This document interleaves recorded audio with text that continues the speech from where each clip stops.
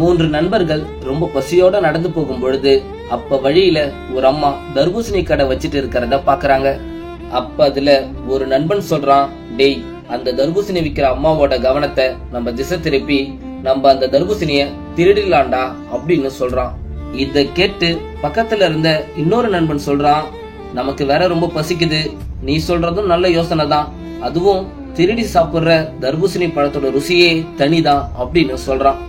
அதெல்லாம் சரி, இப்ப நம்ம அந்த தர்பூசணி பழத்தை எப்படி திருட போறோம் அப்படின்னு அவங்க 2 பேரும் பேசிக்கிட்டு இருக்கிறப்ப பக்கத்துல இருந்த இன்னொரு நண்பன் சொல்றான், டேய், ஒருத்தவங்களை ஏமாத்துறது ரொம்ப பெரிய தப்புடா, அதுவும் திருட்டு பழக்கம் அதை விட ரொம்ப பெரிய தப்பு. இப்ப நீங்க செய்யற இந்த சின்ன திருட்டுத்தனம் தான் நாளைக்கு உங்களை பெரிய திருட்டையும் பண்ண வைக்கும்ன்றத நீங்க மறந்துடாதீங்க. ஒரு நிமிஷம் நீங்க 2 பேரும் என் கூட வாங்க அப்படின்னு சொல்லி அந்த தர்பூசணி விக்கிற அம்மா கிட்ட கூட்டிட்டு போறான். அம்மா, நாங்க 3 பேரும் ரொம்ப தூரத்துல இருந்து நடந்து வரோம், எங்க கையில காசு எதுவும் இல்ல, ஆனா ரொம்ப பசிக்குது, ஏதாவது சாப்பிட பழங்கள் இருந்தா தரீங்களா அப்படின்னு பாவமா கேக்குறான். உங்களுக்கு ஏதாவது நாங்க வேலை செய்யணும்னா கூட சொல்லுங்க, நாங்க அந்த வேலையை செய்யறோம், ஆனா இப்ப ரொம்ப பசிக்குது, ஏதாவது பழங்கள் இருந்தா தரீங்களா அப்படின்னு கேக்குறான்.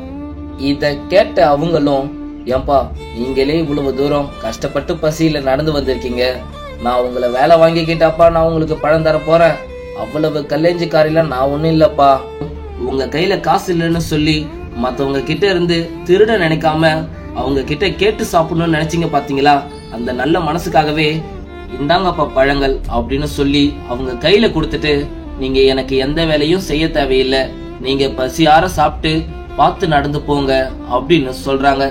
அந்த அம்மா கிட்ட இருந்து தர்பூசணிய திருடணும்னு நினைச்ச அந்த 2 பேரும் கண் கலங்கிக்கிட்டே, செக், இவங்களை போய் நம்ம ஏமாத்த பார்த்தோமேன்னு கேவலமா அவங்களுக்குள்ளேயே யோசிச்சு தலை குனிஞ்சு நிக்கிறாங்க.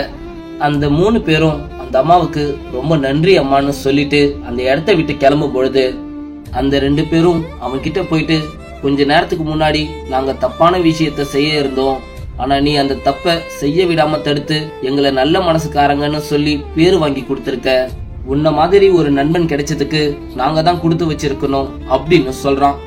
நண்பா, கொஞ்ச நேரத்துக்கு முன்னாடி திருடணும்னு நினைச்ச அவங்களுடைய நண்பர்களுக்கு இப்ப நல்ல மனசுக்காரங்கன்னு பேரு வாங்கி கொடுத்திருக்கிறான் அவங்களுடைய நண்பன். நண்பா, உங்க நண்பன் தப்பு செஞ்சாலும் அவன் கூட நிக்கிறதுக்கு பேர் நட்பு கிடையாது. எவன் ஒருத்தன் தன் நண்பன் தப்பு பண்றதையும் அவன் தப்பான வழிக்கு போறதையும் தடுக்கிறானோ அவன் தான் உண்மையான நண்பன்ன்றத நீங்க மறந்துடாதீங்க. இந்த குட்டி ஸ்டோரி பிடிச்சிருந்தா மறக்காம லைக் பண்ணுங்க, கமெண்ட் பண்ணுங்க, அப்படியே ஷேர் பண்ணுங்க. இந்த மாதிரி அருமையான கதைகளை கேட்க கௌதம் ஸ்டோரி சேனலையும் சப்ஸ்கிரைப் பண்ணிக்கோங்க.